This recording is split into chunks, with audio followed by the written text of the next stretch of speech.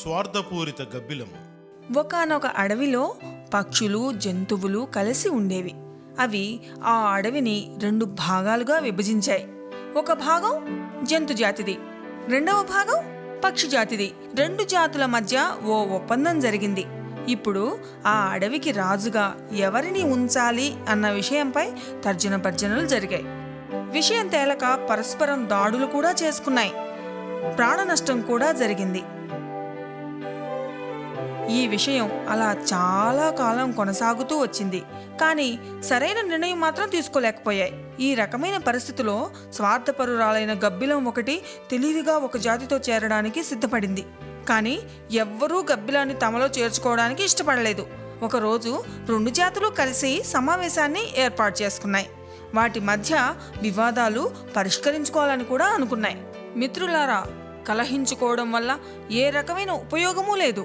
పక్షి జాతులన్నీ కలిసి పులిని అడవికి రాజుగా అంగీకరిస్తున్నాయి. నాకు ఈ గౌరవాన్ని ఇచ్చినందుకు సంతోషంగా ఉంది. ధర్మాన్ని నమ్మండి. ఏ ప్రాణికి అన్యాయంగా హాని తలపెట్టనని ప్రమాణం చేస్తున్నాను. స్వార్థపరమైన దుర్బుద్ధి గల జీవి గబ్బిలం. దానికి ఇప్పుడు విచారం మొదలైనది. తాను ఏ జాతిలో చేరితే తనకు లాభదాయకమో ఆలోచించసాగింది. అందుకని జంతువుల జాతిలో చేరాలనుకుని రాజుగారి దగ్గరకు వెళ్ళి, దయచేసి నన్ను మీ జాతిలో చేర్చుకోరా.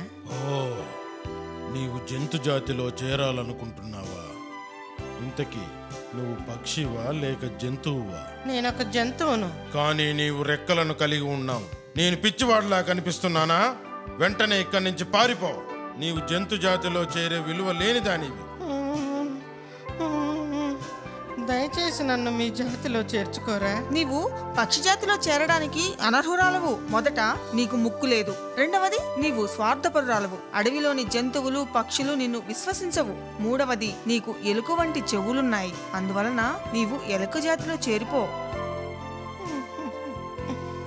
సోదరులారా, మీకులో నాకు పొడవాటి చెవులున్నాయి.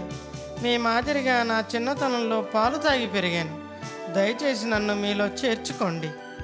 మోసగాడు వచ్చాడు. మనలో అతని కలుపుకుంటే మనల్ని ఎప్పుడైనా మోసగించొచ్చు.